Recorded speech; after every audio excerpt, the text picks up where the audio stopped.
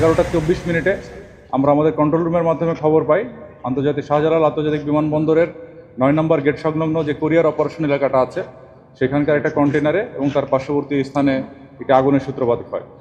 সেই খবর পেয়ে আমাদের বিমানবন্দরে যে স্টেশন আছে সেই স্টেশন থেকে অতি দ্রুত 11টা 25-এর মধ্যেই প্রথম ইউনিটটা আমাদের এখানে পৌঁছায় যায় এবং তারা আগুন নিয়ন্ত্রণে কাজ করে। পরবর্তীতে এখানে আমাদের উত্তর স্টেশন থেকেও 2টি ইউনিট আসে, সর্বমোট 4টি ইউনিটের এখানে অগ্নি নিয়ন্ত্রণে কাজ করে। এছাড়াও বন্দরের যে নিজস্ব অগ্নি নির্বাপনা ব্যবস্থা আছে তাদেরও যে ইউনিটটি আছে তারাও এখানে কাজ করে এবং আমাদের যে বিমান ঘাঁটি আছে বিমান বাহিনীর সেখান থেকেও তাদের অগ্নি নির্বাপন ব্যবস্থাপনার যে ইউনিটগুলো আছে সেগুলো সেখানে কাজ করে এবং তাদের সকলের সমন্বিত প্রচেষ্টায় আমরা 11টা 38 আগুন নিয়ন্ত্রণে সমর্থ হই এবং 1টা 5 মিনিটে এই আগুন সম্পূর্ণভাবে নির্বাপন করতে সমর্থ হই।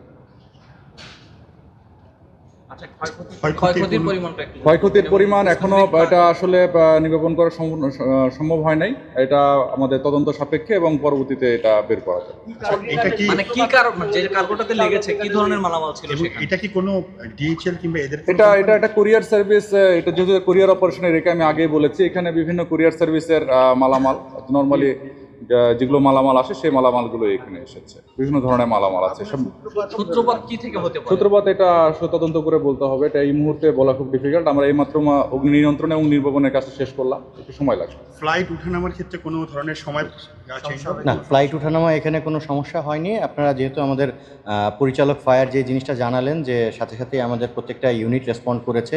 আমাদের বিমানবন্দরের যে ইন্টিগ্রেটেড যে ফায়ার ইউনিট আছে সেটা আমাদের পার্শ্ববর্তী অল্প কিছুদিন আগে আমাদের ফায়ারের সাথে এমওইউ করে আমাদের প্রায় 2 মাস হলো আমাদের ফায়ারের 2টা ইউনিট আমাদের এখানে থাকে ইমিডিয়েট রেসপন্ড করার জন্য।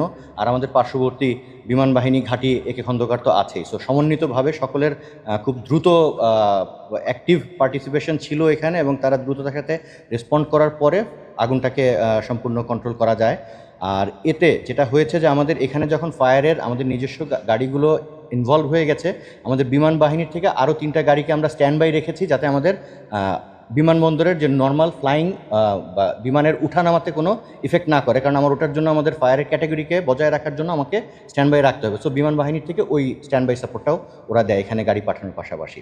আর আগুন যেটা আপনারা যে প্রশ্নটা করলেন যে ওখানে যে স্টেশনের কিছু ক্ষয়ক্ষতি হয়েছে, বেশ কিছু মালপত্র যেগুলো পড়েছে এবং এগুলো ছোট ছোট, এগুলো বড় কার্গো না, কুরিয়ারে তো আসেই ছোট ছোট জিনিসগুলো। আর যেটা ধারণা করা হচ্ছে এখানে আসলে ওই কন্টেইনারের উপরে কিছু পানি নিরোধক ট্রিপল টাইপের ছিল যেটা কিন্তু আবার ফ্লেমটাকে খুব তাড়াতাড়ি ছড়ায় দেয়। তো এটাও ওখানে ছিল, এখান থেকেও আগুনটা ছড়াতে পারে।